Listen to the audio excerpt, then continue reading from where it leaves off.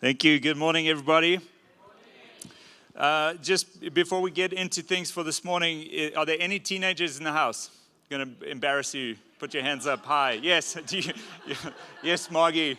I see you. Oh, come on, guys. Okay, for the real teenagers in the house, not those who are trying to live vicariously through our youth, the youth will be meeting directly after the service in the parents' room. So if you want to find out more about youth and those kind of things, just head into the parents' room. It's out these doors to the right, and just go and connect with our youth team there, and we'd love to have you part of that. Alrighty, so question for you: does anyone in the house like avos? Yes. Me too. I love avos. It's like one of my favorite foods. So the other day I was at one of our favorite stores, and they had these ripe and ready avos on special. And for the longest time, avos have been about 100 Rand each. So I bought a whole lot of these packs, and I took them home so excited because we've been starved of avos. And we opened the first pack and cut into the first avo, and inside it was all like brown and bruised. And then the next one and the next one. And all of these avos that we bought were unusable. How depressing were we after that? And then this week, as I was preparing, I found a verse in Jeremiah 24. It's not talking about avos, but it's talking about figs. It says this: and one basket had very good figs, but the other basket had very bad figs, so they could not be eaten. And we're starting a new series today called TOV, which is the Hebrew word for good. And this verse really says these figs, you can have TOV figs, or good avos, or you can have ra figs or avos. That's the Hebrew word for bad. And Tov, you may have heard of this in the saying Mazel Tov. Anyone heard that before? Watched a movie, got Jewish friends, they say Mazel Tov, it means good luck. And Tov is a whole lot more than that. It's more than good. It is good, but it's more than good. And we believe that God is Tov. We were singing about that today. God is good. But to say God is good, or to sing that God is good, is somewhat of an understatement. Like, we need a little bit more to describe the goodness of God. And this series, Tov, I really believe it's for you if you look around the world today, perhaps in your life and circumstances, and you ask this question: where is the goodness of God? Or how can God be good if you fill in the blank is happening in my world, in the world? And if you wrestle with that question, I believe that this series is going to speak into that. I also feel like it'll be for you if someone has in your life or in your world at any point has made you feel that you are not good enough for them or something. And I think in life that can happen to many of us. Someone speaks things over us, or the way they act towards us gives us the feeling that we are somehow not good enough for their expectations or for what the culture says we should be. I really trust and believe that this is going to unpack, as we go into this over the next few weeks, some healing in that. And particularly if you feel like you are not good enough for God. And I think at some point, all of us may have felt something like that. We did something happened, we thought something, and we have this overwhelming feeling, I am not good enough for God. So as we go, I really believe that it's going to speak into these different areas. And this stand is not Tov. This stand is Ra. It's Ra. All right. So you guys know Zabiro? All right. So take a look at this pic. You remembered Valentine's Day, the only time you might thank Eskom.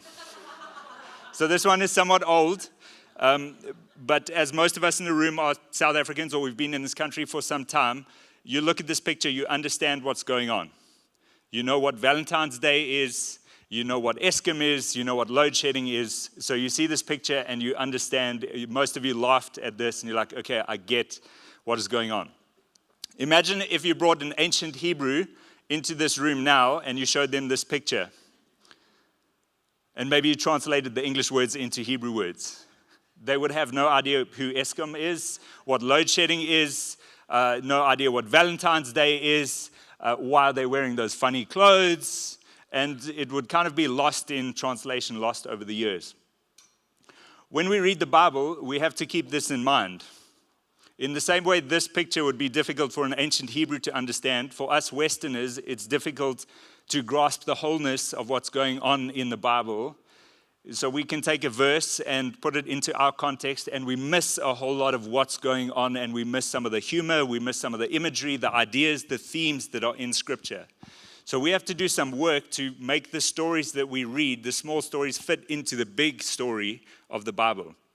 How do the individual verses and passages that we read connect into what the Bible as a whole is saying? Otherwise, we'll see, okay, there's something here, but we start to miss some of the TOV within Scripture. And I read this week, which I thought was brilliant, and it's one of the things that I love about church. I'll paraphrase it.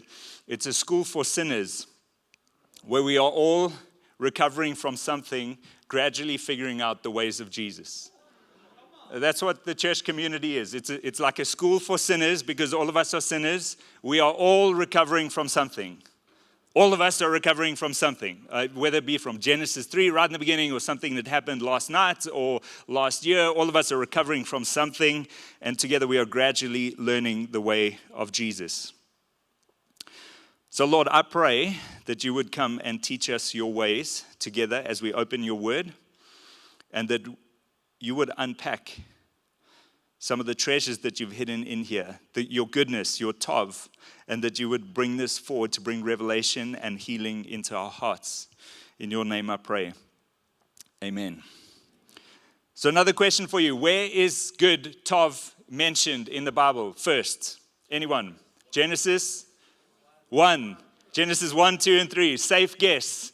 If you've been here for the last few weeks, that's where we're going. Genesis 1. So it's mentioned a whole lot of times in Genesis 1, 2, and 3. We see the word TOV. So let's read some verses together. Genesis chapter 1, verse 11. We'll start there. And God said, "Let the earth sprout vegetation, plants yielding seed, and fruit trees bearing fruit, in which is their seed, each according to its kind on the earth." And it was so. The earth brought forth vegetation, plants yielding seed according to their own kinds, and trees bearing fruit, which is their seed according to its kind. And God saw that it was good, TOV. And there was evening and there was morning. It was the third day. So we see it in creation. Genesis 1, it's about 7 times this word appears. Let's go to the next chapter, Genesis 2, verse 8. And the Lord planted a garden in Eden in the east, and there he put the man who he had formed. And out of the ground the Lord God made to spring up every tree that is pleasant to the sight, and TOV, good for food. The tree of life was in the midst of the garden, and the tree of knowledge of TOV and evil was there. And a river flowed out of Eden to water the garden, and there it divided and became 4 rivers.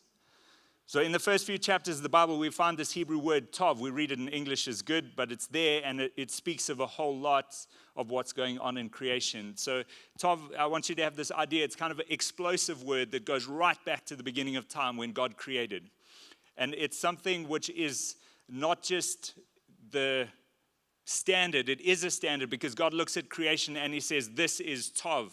So it's a standard. God says, this is TOV, the things that he has spoken into being. But TOV is also the substance of what he's created because God spoke it into being. So it's good as a standard, but it's good also as the essence. It's the substance of what has been created. And it's good because it comes from God, who is TOV. So he speaks it into being. So what he creates is good and explosive. But we also have the idea from the verses that we read that within what God has created, there is the potential for increase and multiplication. So the plants have seeds inside of them which reproduce and increase. The people that God creates have a command instruction to increase and multiply. So something that God has created, which is TOV, also has the potential to make more TOV, if you will. Like there's a TOVness inside of it. So it's the source, it's the standard, it's the substance, it's the seed of what's going on. And within the pages of Genesis, the creation account, there is so much in terms of the rich imagery that's going on. And as you read it, you should get the idea of this garden that is full of plants and trees. And did you know that Eden was most likely on a mountain? I always thought of Eden as being in a valley somewhere. But it has a river flowing out of it. So why would a river start in a valley? Obviously, it's got to be at a high place, right? And if you dig a little bit more, you find in Ezekiel 28, he speaks about the garden of God and the mountain of God together. So we have this idea that it may not necessarily be a literal mountain, but at least a high place, an elevated place where there is this garden that is full of life and full of trees. There's a river flowing out of it. And Adam and Eve are there, and we give them names in our English Bible as Adam and Eve, but actually in Hebrew, Adam means the human. It's Ha-Adam, and Eve, Shavah, is the mother of life. So although we may use them as literal names, it's a picture of the first man and the first woman that are in this garden, and they are created and given this extremely important purpose to co-reign and rule with God, to take dominion of this TOV creation and to look after it and to work the garden. And there is this idea of growth and increase. So TOV is a seed, a substance, a standard, and it has the potential to increase. A man is given this responsibility to rule and reign. But I would say that increase in this sense is TOV. It's good. And the plants and the trees, they have seeds in to reproduce. The people are called to reproduce. And there's a connection, there's a theme in the Bible that people are compared to trees.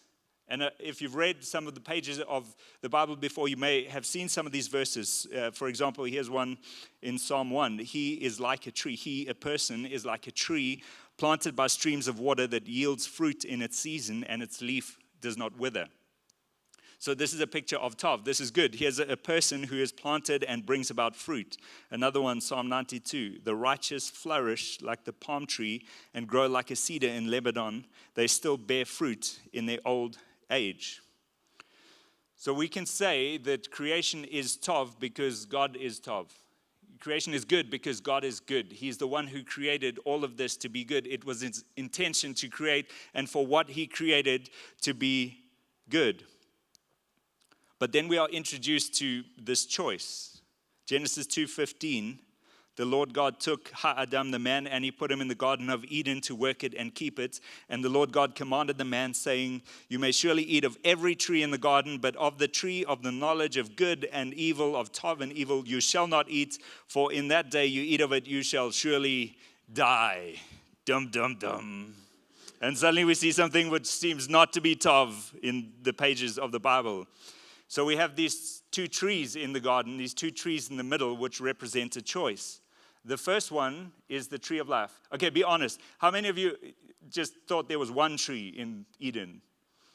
I thought that too before, like really starting to dig into this. But there's actually two trees. There's the tree of life and the tree of knowledge of good and evil. Most of us, I think, have a picture of Eden, of the talking snake in an apple tree with Adam and Eve with no clothes on around them. That's our Eden picture and the extent. And okay, let's get through these pages and get into actually what happens in the Bible. Exactly. So there's the tree of life in the middle of the garden. This is the tree. It's a picture of where God's presence dwells. It's a picture of communing with God, being in relationship with the divine creator. It's a picture of eternal life. And the idea is less about eating a magic fruit from the tree that makes you live forever, but actually going back to that place again and again and being sustained by the life of God. That's why it's called the tree of life. It's communion with the divine creator. If you read forward into the Bible and you get to the description of the tabernacle and the temple of Israel, you find that in the middle of the temple and tabernacle is this place called the Holy of Holies, which is the place where God's presence is. And all around the Holy of Holies, in the tabernacle and in the temple, are wood carvings which make it look like a garden. So there's a connection between the tabernacle and temple of Israel and the Garden of Eden. In fact, the word that Adam is given to work and to keep the garden in the verse that we read, it's the same language that's used for the priests who look after the temple and tabernacle.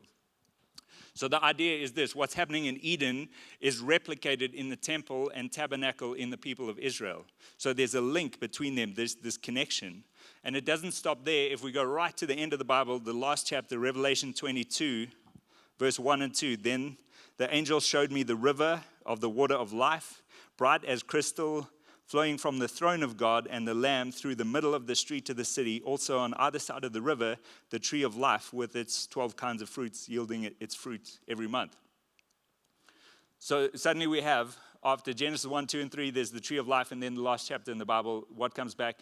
The tree of life in a garden with a river, and something's in the middle, the throne of God, the presence of God. So what I want you to see is there's a TOV theme of garden that runs from the beginning, from Genesis 1 right through to the last chapter in the Bible, Revelation 22. And in between, it's replicated within the temple. It's something to do with the presence of God, the tree of life, the temple and the Holy of Holies. And then at the end, the tree of life is back. There's the throne, the rule and reign of God is back in this garden context. And then we fit somewhere in the middle, and we've got to go, okay, how do we fit into that narrative? So if we go back to the Zapiro picture, it's like we see some of the themes. Where do we fit within this? And that's what this series is about, is to figure out how do we fit into this theme of God's good. So introduce us to the second tree in the garden, the tree of knowledge of good and evil. Another way that you could say this is really the tree of wisdom of Tov and Ra, the tree of wisdom of good and bad. We often call it, because that's what we read in many of our English Bibles, the tree of knowledge of good and evil. And this gives us a perception, or at least it does for me, it's something to do with the moral choice. It's something which tells me what is right and wrong, what is good and evil. But in Hebrew, there's not really a word for evil. It's what translators have done. They've taken the Hebrew word ra, which essentially means bad, and put the word evil there. So we call it the tree of knowledge of good and evil. And it's not wrong, but it's incomplete.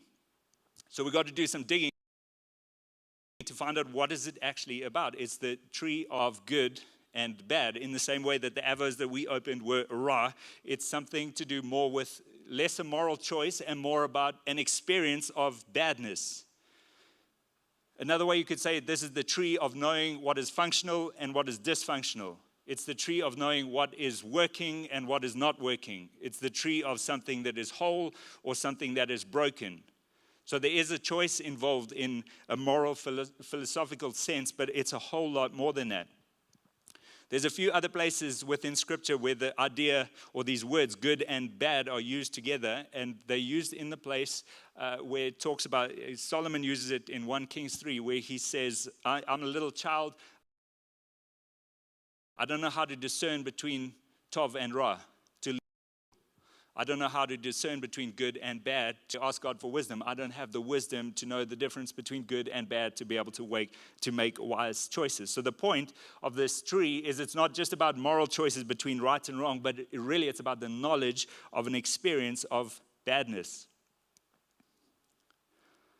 So the choice that we have is really the question of how do we as humans get the wisdom that we need to rule and reign with God. And we're presented with a choice. Because by inference or by reasoning, if God has planted humans within this garden in his creation to rule and reign, and they are just beginning, they need some level of wisdom to be able to discern what is good and bad to rule and reign. So the question that is before Adam and Eve is, how are they going to get the wisdom? How are they going to figure out how to rule and reign? So essentially the choice is there's two different ways to figure out Tov and Ra. There's two ways to figure out good and bad. The one is by the tree of life, which is in the presence of God, the presence of the Creator. And the other one is the tree of knowledge of good and bad, which is kind of a shortcut, or it's humans saying to God, you know what, when it comes to the choice, we'll get things on our own terms. So God, you've said don't eat from the tree of knowledge of good and evil, but actually it looks really good for food, and the snake has kind of encouraged us in this, so what we're going to do is we're going to do it on our own terms. And then I've found this to be absolutely fascinating. In the New Testament, the word for witchcraft is the word, you're like, where are we going now? Genesis, New Testament, go with me. The word for witchcraft is the word peri-erga. It's two words which means to get around the work. In other words, take a shortcut. Peri, get around, erga, the work. Witchcraft, get around the work, shortcuts. And I'm thinking about Genesis and this choice and the enemy coming in and saying to the people, hey, do you want to be like God? Do you want to have wisdom? Well, why don't you take a shortcut? Why don't you eat of this tree? Because you won't surely die. Isn't the Bible just incredible? And the thing is, we often blame God for putting a choice between people. And we think back, well, why did God put a choice? Why did God put two trees? Why did he have the tree of life? And then why did he put this temptation there?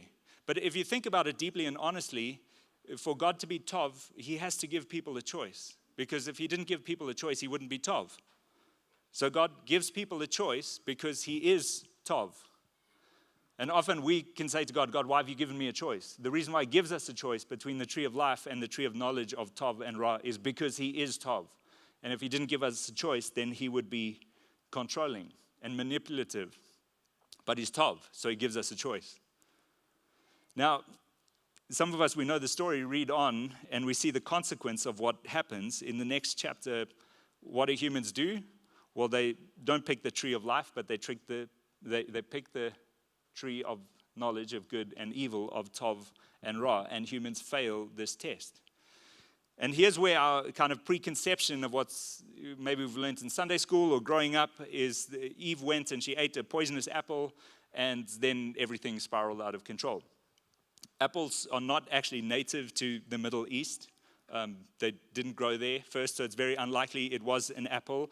So this idea of the apple, it comes really in our culture from Milton's poem called Paradise Lost, where and that was like in 1667, where he wrote twice about the forbidden fruit being an apple.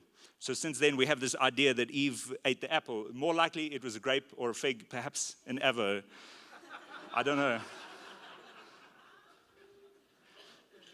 So what I want you to hear in this is it's less about the literal act of Eve eating a fruit that had some poison in, which brought about death. And it's more about a rebellious heart that covets knowledge outside of a relationship with God. These are the choices. And as I'm talking, I think you can start to see this in your own heart. There's a way of God, which he says, this is the way, communion with the divine life, staying in relationship and communion with God to figure out what wisdom is for life. Or there's a way where you can take a shortcut and do things on your own terms, but there's a consequence of that. That's the choice that all of us are faced with. So the picture is really in the hearts of the humans is a coveting of something that they think God is not going to give them.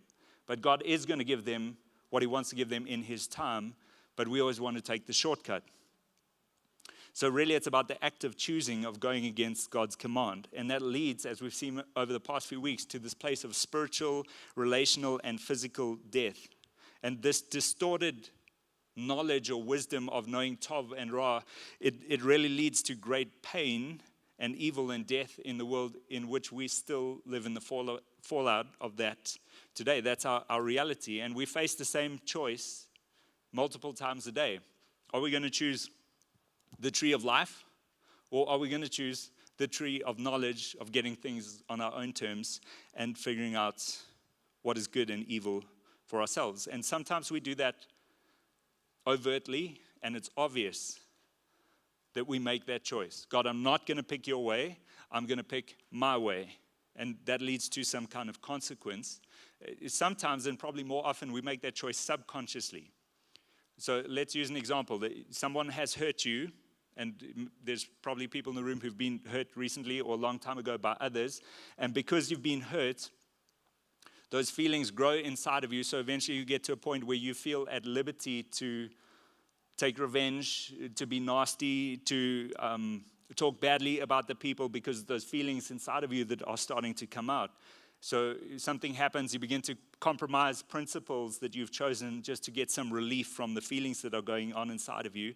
Or you choose to live in a place where you're just permanently depressed and despondent, and you feel like there's nothing good around. What's happening is subconsciously you're beginning to choose your tree of knowledge of good and Ra instead of the one of the divine creator.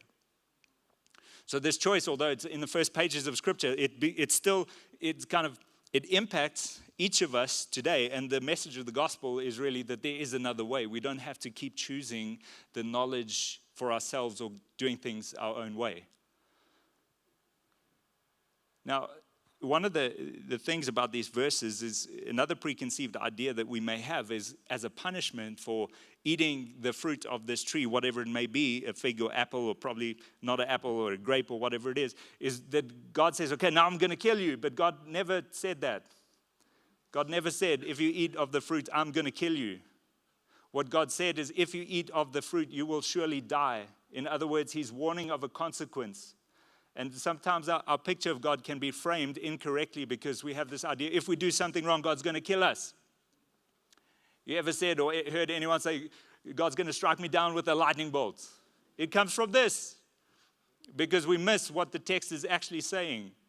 It says, God says, you will surely die. In other words, if you choose to do this, there is going to be a consequence. Eating of this choice, this rebellion is going to lead to a place of spiritual and physical and relational death.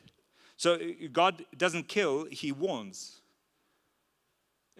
Last year, about this time, we started some building renovations at home. So for several months, our house was like a building site. And there was one area in particular where we said to our kids, don't go there. Because it's a building site, and there are some like electrical cables that are not sorted out yet, so don't touch them, don't touch anything, don't go there. It's a warning. If you go there, like it's going to be rah for you. And it wasn't too long before one of our kids decided, well, I'm going to go against the warning. I'm going to take knowledge for myself. I'm going to go and figure out wisdom of good and bad for myself. And so they did, and they put their finger into a light switch, and they got rah. This is the same story of Genesis in an imperfect way of God towards people. He's not saying that I'm going to punish you for doing that. He's saying if you do this, it's going to lead to a consequence. So because of this, because God warns us of the consequence, because he is Tov. So God put that's what, sometimes we can see the Bible as a list of rules of things that you have to do this, you have to do this to earn God's favor. Most of it, what it is God's encouragement to us of how to live to avoid consequences that are not Tov. So because God is Tov, he warns us through his word of the consequences. And really, this story, what it does, it sets up the plot conflict. And this is the question, this is the narrative of Scripture, is how is God going to restore his Tov to his Tov creation? Because humans have messed it up. So what's going to happen next? And we read these pages and things have gone wrong. It's only on chapter 3 and already things have gone badly. So what's going to happen next? How is God going to rescue his Tov creation? And in chapter 3, in which the fall happens, in the next couple of verses, God does two things. The first one is an act of grace. And grace, one definition of grace is getting something that you don't deserve. It's like a gift that you don't deserve. This is a picture of grace. And Genesis 3:15, we read this: I will put enmity between you and the woman, and between your offspring and her offspring. He shall bruise your head, and you shall bruise his heel. Some of you are like, what? This is God talking to the snake after everything has gone wrong. And actually, this in theology is called the proto-evangelism. Proto means first. Evangelium is the word from which we get evangelist. If you've been around for a couple of weeks, we spoke about the euangelion. It's the message of the gospel. So really what this is, Genesis 3:15, is the first mention of the gospel in the Bible. It doesn't only happen when Jesus arrives, but it's right here in the first few pages of the Bible. And it's this prophecy, it's the picture of someone coming, a seed from the woman that is going to do battle with the snake. And the snake is going to inflict pain upon him. You will strike his head, but he shall bruise your head, and you shall bruise his heel. So it's a picture of the snake inflicting pain upon Jesus on the cross, but actually Jesus is going to emerge victorious and crush the snake's head. So this is already in the beginning. We see that God is starting a rescue mission. There's a prophecy about someone who is going to come and bring Tov back to creation. So the first thing he does is grace, and the second thing that he does is an act of mercy. Skipping down to verse 22. Then the Lord God said, behold, the man has become like one of us, knowing good and evil, knowing Tov and Ra. So lest he reach out his hand and take also of the tree of life and eat and live forever. So therefore the Lord God sent him out of the Garden of Eden to work the ground from which he was taken. So what God is doing in the act of mercy, he's saying the state in which humans have found themselves now by eating of this fruit and going against what I've done, this can't continue for eternity. So what I'm going to do is remove people from the garden so they cannot take of the tree of life and live forever. It's a picture of God's mercy to say this state of evil, it cannot continue forever. It has to come to a resolution. And God takes the people out of the garden. So it's a picture that actually in life we can't choose both. We can't choose the tree of Tov and Ra and the tree of eternal life or the tree of life together. It's one or the other. This is the choice that we have. So it's a picture of God's grace and mercy. So God starts a rescue mission because he is Tov. So to recap, and I know we've covered a lot so far, but just to go back to where we started, creation is Tov because God is Tov. And God gives people a choice because he is Tov. And we have this picture of people making this choice in a garden, which is on a mountain. The tree of life is there. The tree of knowledge of good and evil, or of good and bad, is there. And then God warns the people of the consequences of going against what he says because he is Tov.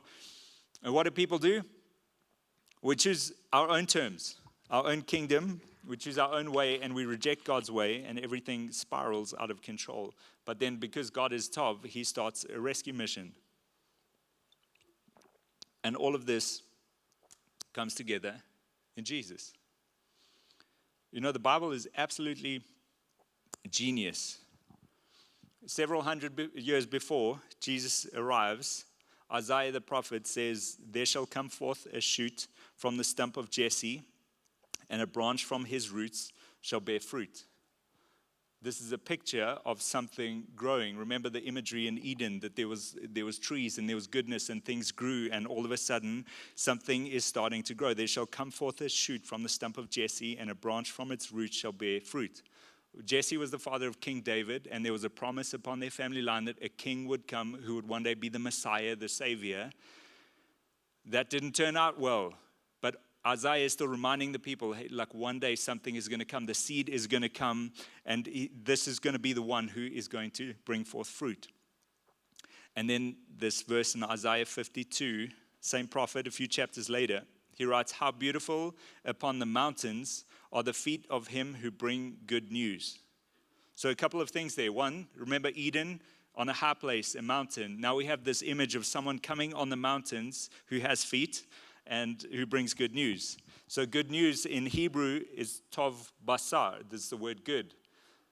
There's also a translation of the Old Testament of the Bible, which is called the Septuagint. It's translated into Greek. And the Greek word here for good news is euangelizomenu. It's like quite a mouthful.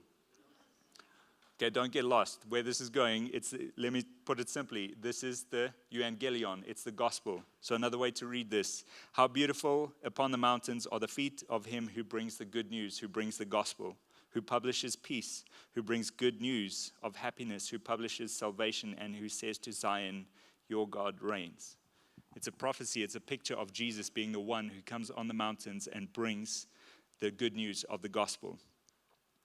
And then Jesus arrives, and the first thing, as we've learned over the past couple of weeks, the first thing he does is he goes around and he says what? Repent, for the kingdom of heaven is at hand. So if you were to sum up everything that Jesus taught into kind of one sentence, all his teachings, like the summary, executive summary, header version of everything Jesus said, he said this: repent, for the kingdom of heaven is at hand.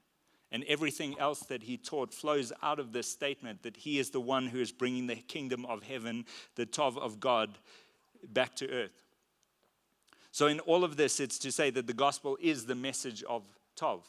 It's the message of God restoring what was, of everything that was lost, and Jesus is the one bringing it. And Jesus goes about and he starts doing TOV to the people who've experienced Ra. And he starts to bring in the social outcasts, and he starts to heal the sick, and he casts out demons, and he touches the unlovable. And for us, this is a definition of what Tov looks like, is where people have experienced life has been right to them. Jesus comes and he brings Tov. And then he makes this incredible statement in John chapter 2, and he's talking to the Pharisees about the temple. And he says, destroy this temple and in 3 days I'll raise it up again. And they get like all offended with him. But really what he's saying is, I am the temple. I am the temple. I remember Eden, tree of life in the middle of garden, temple, holy of holies. It's the presence where the presence of God is. And Jesus comes, he says, I am the temple. I am the place where heaven and earth meet. I am the place where there is communion with the divine creator. And the Hebrews would have understood this imagery from Eden through the history of the tabernacle and temple. And then he goes in John 3:16, we know this verse, and he says, whoever believes in me will have what? Eternal life, will be connected to the tree of life. It's linking right back to Eden. And then he goes on to talk about being the bread of life that sustains life and rivers of living water. It's all this Eden imagery. And then the most incredible thing, he goes and he begins to talk about what the kingdom of heaven is like. And in his parables, as he explains, this is what the kingdom of heaven is like. He says it is like a mustard seed, which is really small, but when you plant it, it begins to grow. And we sometimes read this and say, yes, but Jesus said that because his listeners were agrarian people. They would have understood farming and gardening. So that's why he talks about it. And that is true to a level, but if we stop there, we miss the connection to Eden. So actually, all Jesus' parables that he tells that have to do with things growing and seeds, really, it's shot through with imagery out of the Garden of Eden. So Genesis 1 and 2 are not just some disconnected story of how everything began, but it's the story of how things should be, of where everything is going, and Jesus is the missing piece in the middle. And then he concludes in John 15, and he says, behold, I am the vine, and you are the branches. Abide in me, for outside of me you cannot bear fruit. He's saying, I am the tree of life. I am the tree of life that was there in Eden, with the way to communion with the divine creator, the presence in the tabernacle. Now I am the tree of life. So when you abide in me, that is in the place where you bear fruit, where you are sustained, where there is life. Do you see the choice that we have? We have the choice to be connected with the tree of life or to choose the tree of good and evil on our own terms. And the idea, the narrative of Scripture, if you read it through this garden imagery, is that God is planting a new garden temple. That's a picture that we have in Revelation. It will last for eternity. God will dwell with his people, and Jesus is the seed of the tree of life. And you know, one of the things about a seed is that for it to bring life, it must first die. So Jesus comes as this picture of the tree of life, but as a seed. And it's all these images come together in him. And he says in John chapter 12, I tell you, unless a kernel of wheat falls to the ground and dies, it remains only a single seed. But if it dies, it produces many seeds. And the way that this seed dies is on a mountain, on a tree. And suddenly we have Eden back in play. In fact, the seed goes through a garden onto the mountain. Garden is Gethsemane, the mountain Golgotha, and the tree is the cross. Galatians 3:13 says, Christ redeemed us from the curse of the law by becoming a curse for us. For it is written, cursed is everyone who is hanged on a tree. It's the picture of the cross. So we have these two contrasting or supporting, if you will, mountains. The first one, Eden, with the tree of life, and then the tree of the cross on the mountain of Golgotha, where the seed comes to die. But we know that the story doesn't end there, because the seed dies, he's raised to life, and then he begins to offer salvation to anyone who will believe, a forgiveness of the rebellion, linking right back to Genesis 3, and he plants his spirit inside of us to do what? To bring TOV into the world. And Paul writes about us, he says, do you know that you are now the temple? There was the tree of life in Eden, and then there was the temple and tabernacle, and then there was Jesus who came and said he's the temple. But now, because you have the Holy Spirit and he dwells inside of you, you are the temple, you are the place where heaven meets earth. And Jesus said to those who will believe in him, whoever believes in me, out of his heart will flow rivers of living water. And we are encouraged to stay connected and abide in the tree of life, to bear fruit. And to be in that relationship, that's the way that we get transformed into the type of people who actually have the potential to rule and reign with God forever and have eternal life. So to sum it up, we can only be TOV, we can only be good, we can only do TOV, we can only do this because God is TOV, and because he puts the tree of life by his Spirit inside of us. So what does this all mean for us? Well, it's simply this, that God created all of you, all of us, this church, his whole creation. He created it for TOV. He created it for good. It's the substance, it's the standard. We have inside of us the potential to be this by the power of God's Spirit. But linking back to the story of Eden, humans lost this along the way, and we are born into that, and Jesus is the one who comes to bring it back. And it's only through Jesus that we can be restored into this relationship with the divine creator. And each of us has a choice. Are we going to go the peri-erga, the shortcut way, and figure out things on our own terms? Or are we going to come back to the tree of life and stay connected and let God define for us what is good, or what is bad, or what is functional, what is dysfunctional, what is whole, and what is broken? And God is Tov. He's more than good.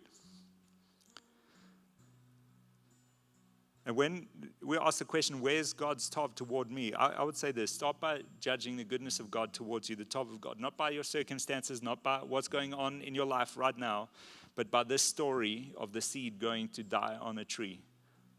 This is the goodness of God towards us. And we wonder, where's the goodness? Why don't we see it? And we have to understand that we are still in this unfolding story where the seed has come and he has started. The garden has been planted. It's heading somewhere to what we see in Revelation. And we are in this place in the middle where our job is to stay connected to the tree of life, to bear fruit, which is to be good and to do good, not out of our own strength, but by being connected to him, in relationship with him as God takes this world somewhere. And it's in that place that we find our sustenance, our ability to bear fruit. For those of you who feel like someone has said to you that you are not good enough, or you feel not good enough for God, again, the story of the cross speaks into that. This is how valuable God sees you as, is to do all of this for you, so that you who are created for Tov can be part of his creation of Tov. And for those of you who, someone at some point in your life, maybe recently, maybe long ago, has spoken words over you that has made you doubt yourself and feel insecure. And I think all of us battle with this to some extent. But you too have a choice to make. And the choice is this: are you going to define how you see yourself by someone else's tree of knowledge of good and evil, of good and bad? Or are you going to decide to choose how God sees you and be in the presence of the Creator and the tree of life, and believe what he says about you?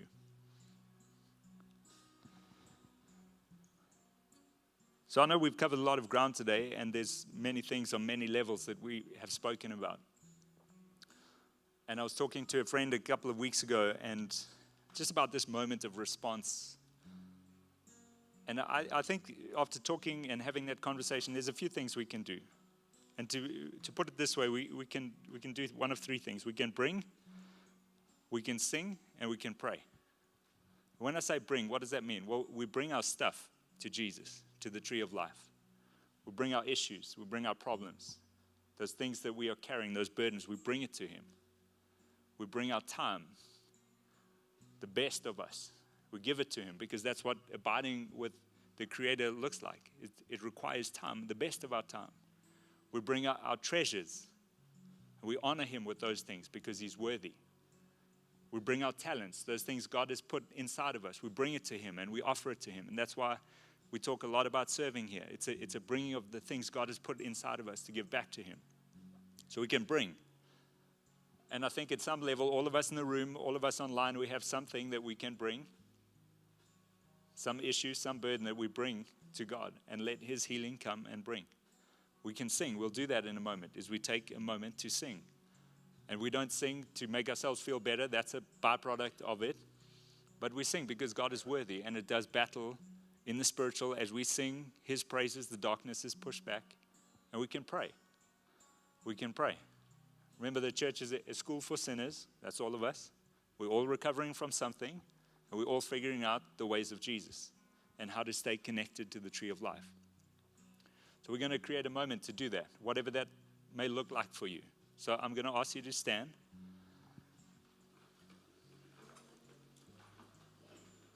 And if I could ask our team to come forward to be ready to pray with people for whatever that may be, healing, burdens that you're carrying.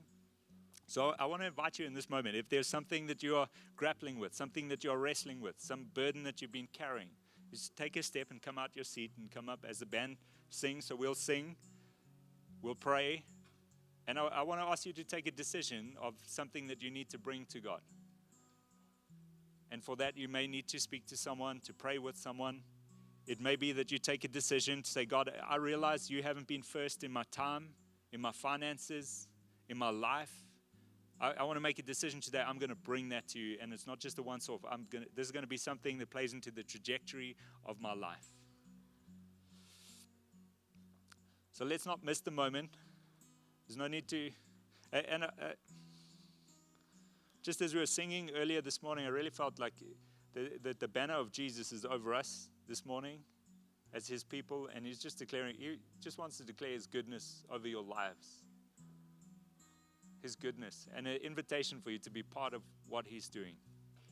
So guys, could I ask you to sing? I don't know what you've got on your hearts, but let's be led by the Spirit in this moment. Let's create some space. So if I could ask you just for a few minutes, not to be leaving just yet, to create some space to honor those who are responding. And if you need to respond, come on out of your seats. We'd love to pray with you. Let's let the Spirit do some business in our hearts.